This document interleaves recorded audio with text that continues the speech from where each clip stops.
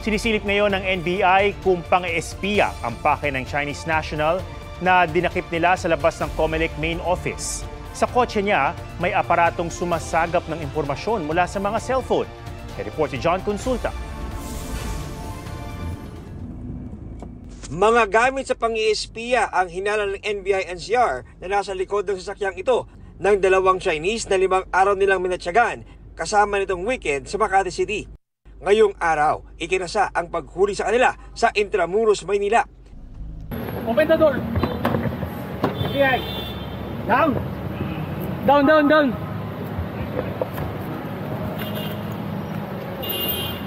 Down, down, down, down, down! Posas, posas! Down, down! Posas, posas! Arestado ang isang Chinese na may tourist visa.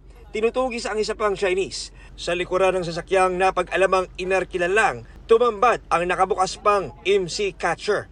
Mala cell tower ang aparatong ito. Masasagap ang mga sensitibong data gaya ng text messages, cellphone numbers, calls at iba pa. Mula sa lahat ng malapit na cellphone. May nakuha ring 3 SIM card, mga cellphone at iba pang gadget.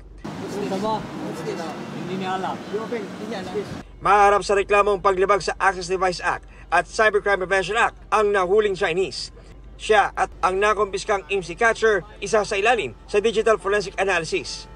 So ito nga mga kapuso, ito yung sasakyan ng NBI na iniharang doon sa sasakyan ng mga suspect. Ito, no? At pansin-pansin mga kapuso, yung location itong sasakyan na to, itong kung saan siya na-intercept, ay mismo tapat ng Palasyo de Gobernador ng dito sa COMELEC. Umiikot sa mga government facilities natin. COMELEC ang iniikutan na nila ngayon. Remember na fast approaching ang ating eleksyon, ano? Hindi natin alam kung anong pakay nila.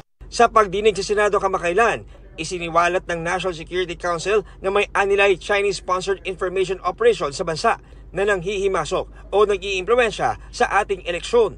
Mariin niyang itinanggi ng China. Whether they will use the data to influence the outcome of our election, we cannot say for sure.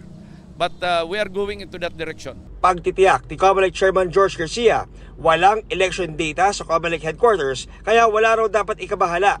Hindi rin daw na kompromiso ang automated election system. John Consulta, nagbabalita para sa GMA Integrated News.